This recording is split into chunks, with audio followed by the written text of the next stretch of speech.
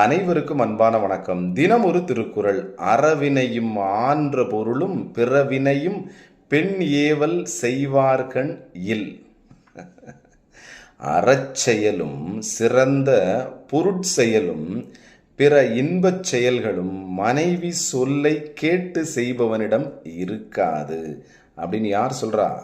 நம்ம வள்ளுவர் சொல்றார். சரிங்களா? அதாவது பெண் ஏவல் செய்வார் கண் இல் அப்படின்னு சொல்றார்.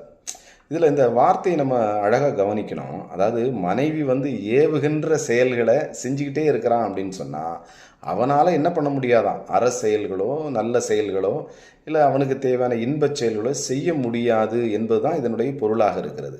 அப்போ ஏவல் அப்படின்னு சொன்னால் நம்ம ஒரு ஒரு கமாண்டிங் ஏய் இங்கே வா அங்கே போ, இதுதான் ஏவல், ஏவுதல். ஏன்னா ஃபுல் கமாண்டிங் ஃபோர்ஸ் யார் வச்சுருக்காங்க? மனைவி தான் வச்சுருக்கிறாங்க. அவங்க பாட்டுக்கு என்னமா கணவனை ஒரு அடிமை போல நடத்துகிறது தான் ஏவுதல். சரிங்களா? அப்படி ஏவுகின்ற போது அந்த கணவனால் என்ன பண்ண முடியாது? சுயமாக சிந்திச்சு எந்த ஒரு செயலையும் செய்ய முடியாது அப்படின்னு யார் சொல்கிறா? நம்ம வள்ளுவர் சொல்கிறார். சரிங்களா? நன்றி, வணக்கம்.